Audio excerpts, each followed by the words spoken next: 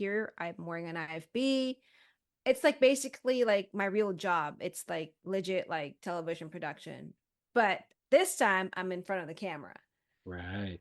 And so, now I'm learning the stuff that been wanting to learn, which is how do you do this like in front of like a TV audience as well, not just like, like the people like in front of you. Because I feel Right. like that's what I learned a lot with wrestling is that how to connect with the people that's there, right? Like, Right. yeah, yeah.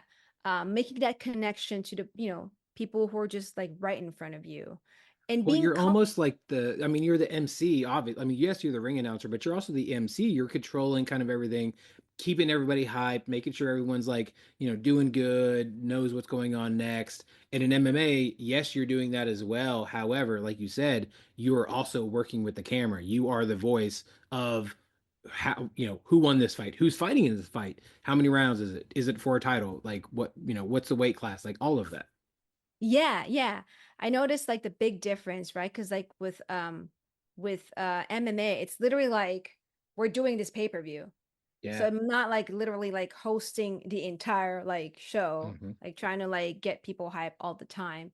Whereas with wrestling, that was my goal, like keeping everyone entertained all the Yep. time. Keep the energy Um, flowing. Yeah. yeah, yeah. So I'm getting like I feel like I've learned a lot from wrestling and now I'm learning a lot too from MMA. So That's it's been awesome. quite a journey. And honestly, to me, I want to be the best version of myself. And I'm just glad that I've had like these experiences because it's helping me, grow into the best version of a ring announcer slash cage announcer that I want to be. Yeah, that's awesome.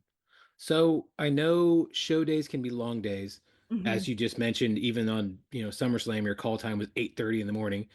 So what normally do you kind of bring to shows? What's in your bag whenever you do show up to shows? Oh God.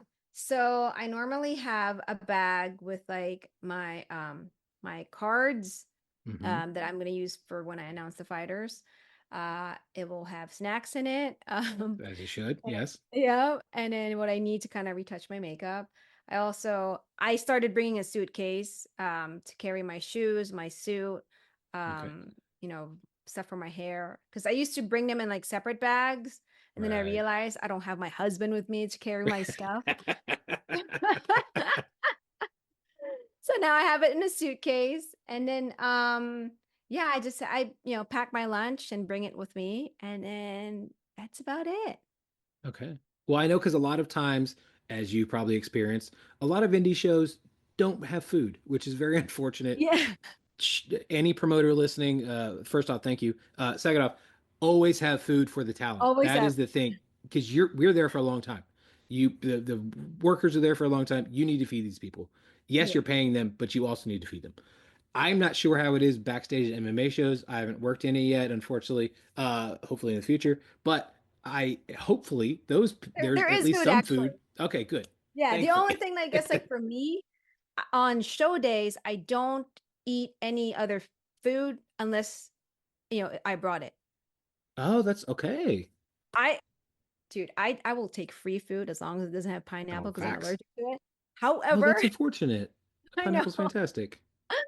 but on show days, I only eat what I bring because to Okay. me, I just want to make sure I'm good. I'm not eating something that my stomach's not gonna be Oh, okay that makes with. sense. Yeah, so Food that's poisoning just could pop up anywhere.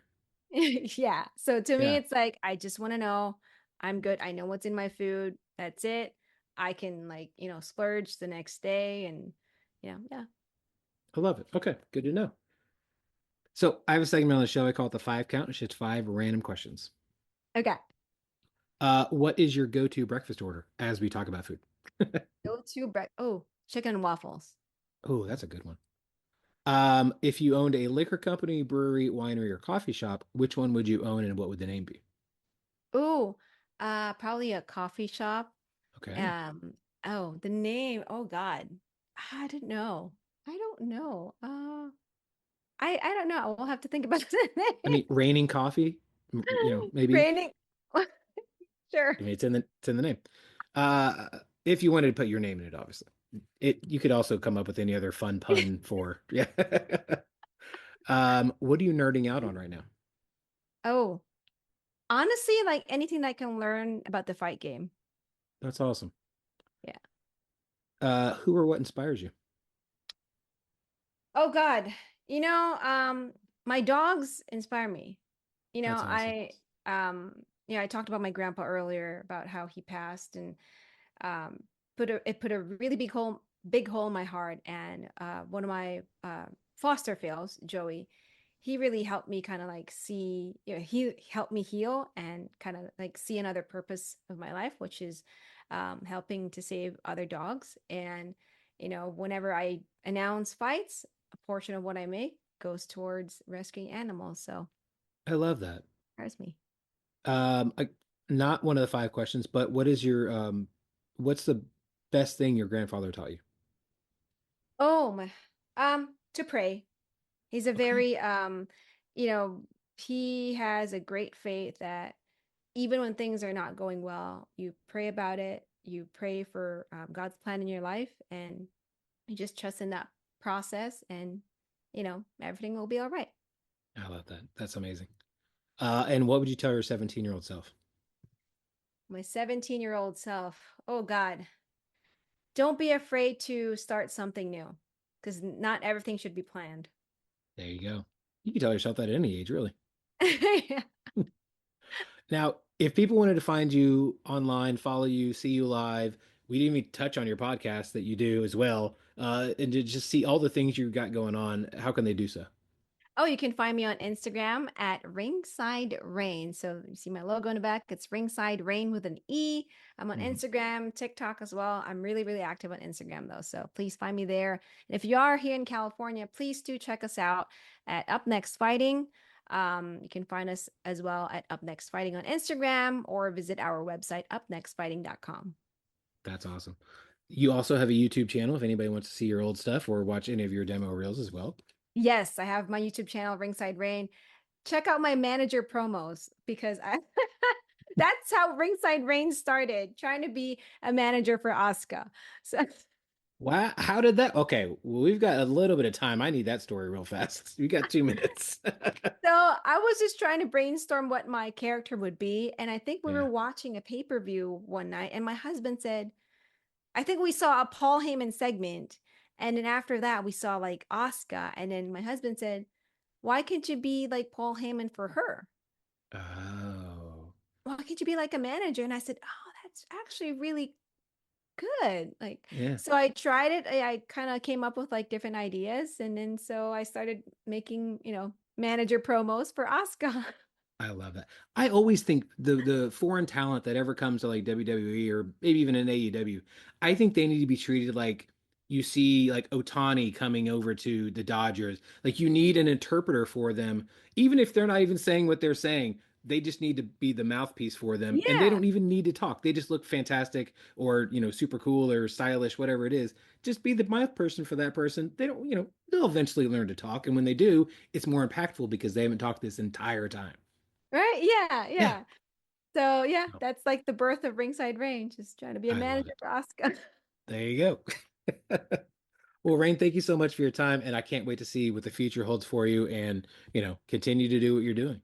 Awesome. Thank you so much for having me. I really appreciate it.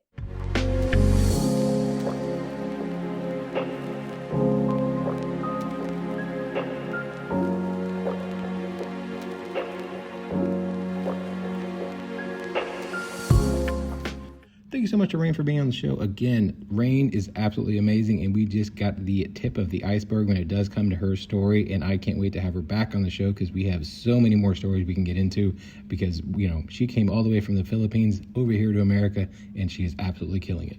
So I can't wait to see what she's doing. And while you're following her in her journey, make sure to follow us on social media.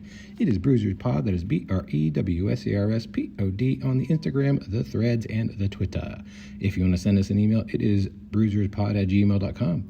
If you want to follow me directly, it is Rody John. That is RODIEJON. Rody John is the name on the Twitter and on Untapped. In case you want to find out what I'm drinking, maybe we can have a beer together. If you want to follow me on the Threads or the Instagram, it is official Rody John. So until next time, make sure to enjoy life, drink local, and cheers.